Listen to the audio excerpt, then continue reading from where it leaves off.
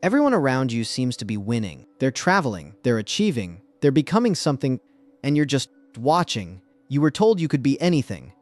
So why does it feel like you're failing at everything? This video is about the quiet prison we built with success, comparison, and unlimited potential, and how it's slowly making ordinary life feel like a mistake.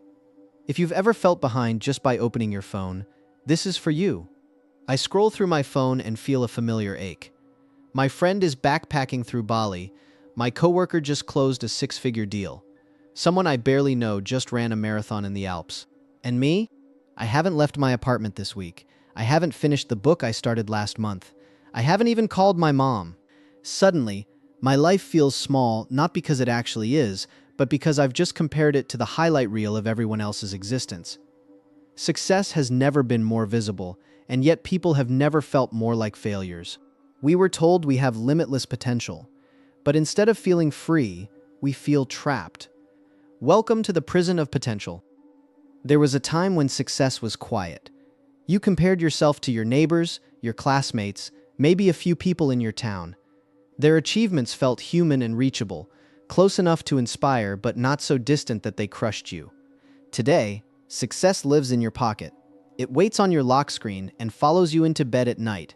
Every scroll shows you vacations, promotions, perfect bodies, perfect couples, and perfect mornings. Not real life, but edited life. Every post becomes a performance. Every photo is carefully chosen. Every story silently announces, "Look how well I'm doing." When you compare your unfinished ordinary life to these curated snapshots, potential stops being a gift and slowly turns into a cage. Have you noticed something strange about our most beautiful moments? Instead of fully experiencing them, our first instinct is often to record them.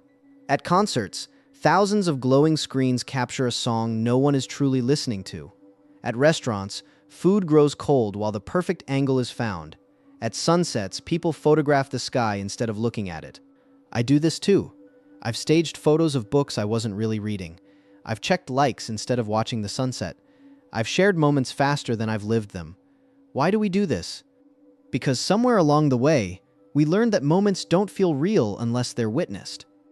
Likes became proof of existence. Shares became proof of value. Visibility became identity. Beneath all of it sits a quiet fear. What if no one sees me? What if my life doesn't count unless it's acknowledged? So we perform. We say, "Look at me, I exist. Look how far I've come. Look how happy I am." But here's the irony. The more we perform our lives for an audience, the less we actually inhabit them. We build the storefront of our lives and forget to live inside the house. Happiness becomes content. Growth becomes branding. Even pain becomes something to package attractively. We don't just live anymore. We manage an image. This pressure did not appear out of nowhere. Millennials were the first generation raised on two powerful promises. You are special, and you can be anything. Then they opened social media and saw millions of people apparently becoming everything at once. Gen Z never knew a world without the feed. For them, visibility is not optional. It is existence itself. Older generations used success as a private measurement. We use it as public evidence, but this is not really about age. It is about the era we live in.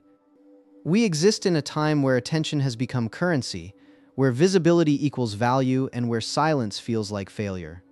In this world, potential quietly turns into pressure, because if you can become anything, then why aren't you already something extraordinary? Potential sounds beautiful. It suggests freedom, choice, and opportunity. But when every possibility becomes an expectation, potential becomes heavy. You are not just allowed to succeed, you are supposed to. You are not just allowed to be happy, you are supposed to be impressive. Ordinary life starts to feel embarrassing. A quiet job feels like wasted talent. A slow path feels like falling behind. You begin measuring your worth against the most extreme examples of success, the fastest, the richest, the most visible, the most admired. And because there will always be someone doing more than you will always feel behind. The cage is not made of metal bars, it is made of algorithms, notifications, and other people's highlight reels. We were never meant to compare ourselves to thousands of lives every day. We were meant to live one. What makes this prison so powerful is that it disguises itself as motivation. It tells you to be better, to try harder, to never settle, to never be ordinary, But beneath that voice is another message. Who you are right now is not enough. That belief is exhausting. It makes rest feel like laziness. It makes peace feel like stagnation. It makes contentment feel like failure. You do not enjoy your progress anymore. You audit it. You do not experience moments, you evaluate them. You do not live, you compare. Even success stops feeling like success. Because somewhere online, there's always a bigger version of it. So what is the way out? It is not quitting social media, rejecting ambition, or pretending success does not matter. The escape is quieter than that. It is reclaiming your right to the ordinary, to do things that no one sees, to enjoy moments that never become posts, to grow without announcing it, to live without performing. Freedom is not about being the best, it is about being present. It is reading a book without photographing it, walking without tracking every step, and having a good day without proving it happened. A meaningful life may not look impressive from the outside, but it feels true from the inside. Maybe success is not becoming extraordinary. Maybe it is becoming honest. Honest about what you actually want, what makes you feel alive.